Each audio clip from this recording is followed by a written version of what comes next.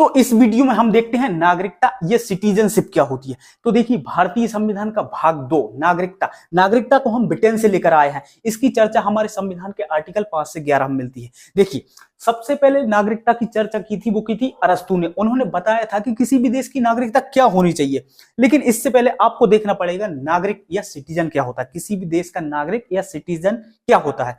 तो देखिए, नागरिक किसी भी देश का पूर्णकालिक सदस्य, जिसके नाते उसे कुछ विशिष्ट अधिकार दिए जाते हैं, जैसे वोट डालने का अधिकार, चुनाव लड़ने का अधिकार, राज्यपाल, प्रधानमंत्री, राष्ट्रपति, मुख्यमंत्री बनने का अधिकार, सुप्रीम कोर्ट, हाई कोर्ट का जज बनने का अधिकार या अन्य बड़े पदों पर जाने का अधिकार।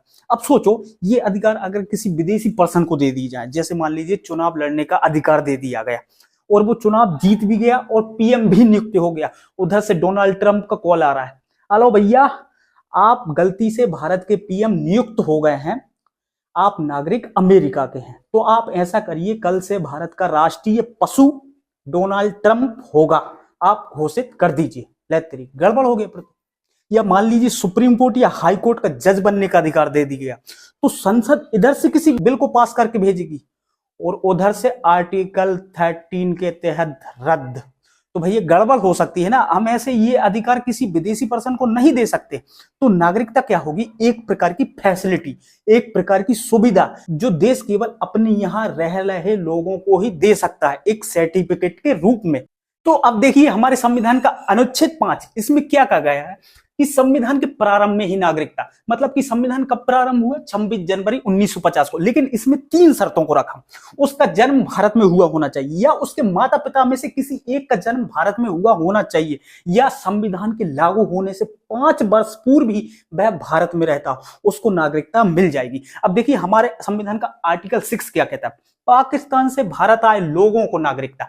लेकिन इसमें भी 2 शर्तों को रखा गया। जो लोग 19 जुलाई 1948 से पहले आ गए, जो लोग 19 जुलाई 1948 से पहले आ गए, उनके लिए कोई झमेला ही नहीं, कोई दिक्कत ही नहीं।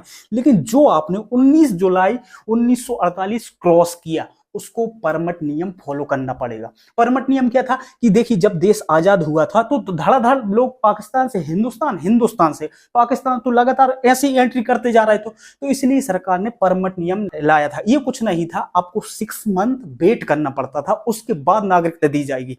तो देखिए, तो अनुच्छेद 7 ये क्या कहता है? भारत से पाकिस्तान गए और पाकिस्तान से फिर दोबारा भारत आए, उन लोगों को नागरिकता। एक्चुअली में हुआ क्या था, जब हमारा देशी विभाजन नहीं हुआ था, उससे पहले ही लोगों को पता चल गया था कि भारत का विभाजन होने वाला है। तो जिस जिसको भी लगा कि हमारे लिए पाकिस्तान अच्छा होगा, वे लोग पाकिस्तान चले गए। जिस जिसको लगा कि हमारे लिए हिंदुस्तान अच्छा है, तो हम यहीं रह जाते, तो वो लोग यहीं रह गए। अब लेकिन जब वो लोग पाकिस्तान गए तो वहां पर जिन्ना का आतंक, मार पीट इतना ज्यादा देखा तो डर गए। उनको लगा अरे भैया गड़बड़ हो गया, तो वो लोग वापस आने लगे। तो उनके लिए कहा गया 1 मार्च 1947 से पहले जो भारत से पाकिस्तान गया किंतु जिन्ना के आतंक से वापस आ रहा है, उन लोगों को नागरिकता दी जाएगी। क्या करना पड़ेगा? 6 मंथ का वेट करना पड़ेगा। उसके बाद सरकार रजिस्ट्रेशन करवाएगी, उसके बाद देखेगी इनको नागरिकता दी जाए कि नहीं दी जाए। अब देखिए, वर्तमान में आर्टिकल 6 और 7 का कोई औचित्य नहीं रहा, क्योंकि ये तब की समस्या थी, आज ऐसी कोई समस्या है ही नहीं। अब देखिए, आर्टिकल 8 कहता है आप विदेशों में भ्रमण करो, शादी करो, विवाह करो, नौकरी करो, यहां तक कि 2-3 फंसा लो, लेकिन देश को तकलीफ नहीं है। लेकिन नो कहता है जो तुमने वहां की नागरिकता ग्रहण की, यहां की स्वतः ही समाप्त हो जाएगी। अब समझ में आया सानिया मिर्जा किस चिड़िया का नाम है? क्योंकि आज भी वो भारतीय नागरिकता पकड़ रखी है, त्यागी नहीं है। और शादी कहां की है? पाकिस्तान के नागरिक से। किससे? सोहेब मलिक से।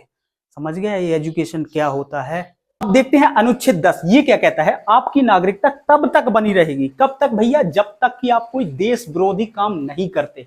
इस अनुच्छेद का हमारे संविधान में बहुत ही उचित है। देखिए कैसे, मान लो आज की डेट में जिस दल की पार्टी है, मतलब कि जिस बहुमत दल की पार्टी है, नेता है, सत्ताधारी है, वो चाहता तो विपक्ष की नागरिकता खत्म कर सकता था, जिससे कि वो दोबारा चुनाव ही न लड़ सके। इसलिए इस आर्टिकल को जोड़ा गया। आपकी नागरिकता बनी रहेगी जब तक कि आप कोई देश विरोधी काम नहीं करते। अगर ये आर्टिकल नहीं होता तो हो सकता था आज जो बहुमत दल की पार्टी है वो विपक्ष की नागरिकता ही खत्म कर देती। अब देखिए अनुच्छेद 11 क्या कहता है?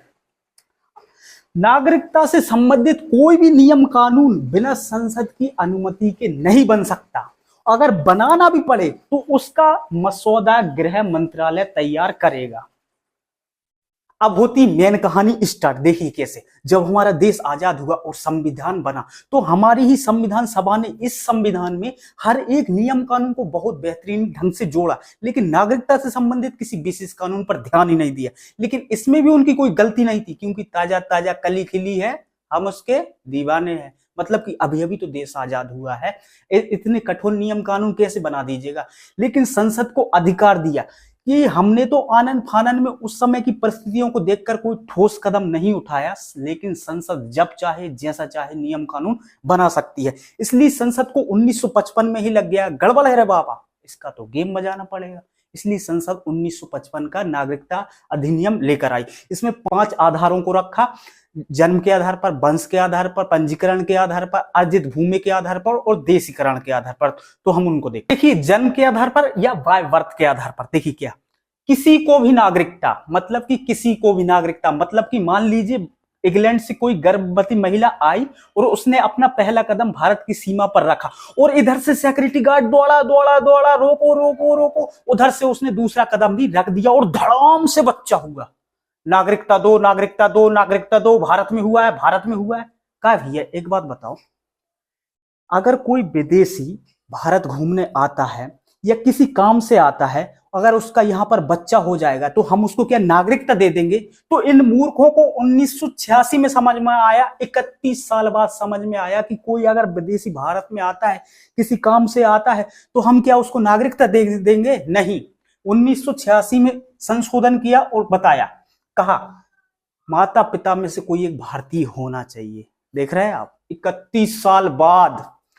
और 2003 फिर इसमें संशोधन किया कि दोनों की नागरिकता माता पिता की वैलिड होनी चाहिए। वैलिड का मतलब होता है धोखाधड़ी से अर्जित नहीं की होनी चाहिए।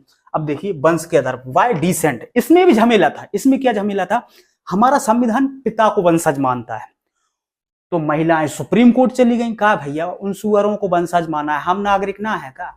फिर इसमें संशोधन किया 1992 में। 1992 में माता पिता के किसी के वंश के आधार पर भी उसको नागरिकता दी जा सकती, ठीक है ना।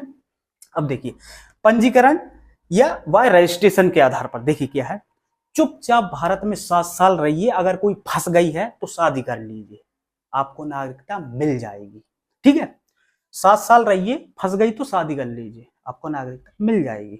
अब देखिए देशीकरण या बाय नेचुरलाइजेशन क्या होता है, संविधान की 22 भाषाओं में, जो हमारी संविधान की 22 भाषा है 8वीं अनुसूची में, उनमें से कोई एक भाषा आपको आनी चाहिए। और कला साहित्य विज्ञान में आप निपुण होने चाहिए, अच्छे होने चाहिए। 10 साल चुपचाप रहिए, अपना प्रदर्शन दिखाते रहिए, सरकार आपको नागरिकता दे देगी। अब देखिए अर्जित भूमि। अर्जित भूमि क्या होती है, किसी देश को हरा दिया या किसी को जीत लिया, किसी को कब्जा कर लिया, किसी को खरीद लिया, तो उसको कहते हैं अर्जित भूमि। जैसे या फिर कोई स्वेच्छा से शामिल हो जाए तो उसको कहते हैं अर्जित भूमि। जैसे 16 मई 1975 को सिक्किम को भारत में शामिल किया गया, समझ में आ गया होगा। तो इन 5 आधारों के आधार पर नागरिकता दी जाएगी। इसमें ये था, ये समझ में आ गया होगा आपको।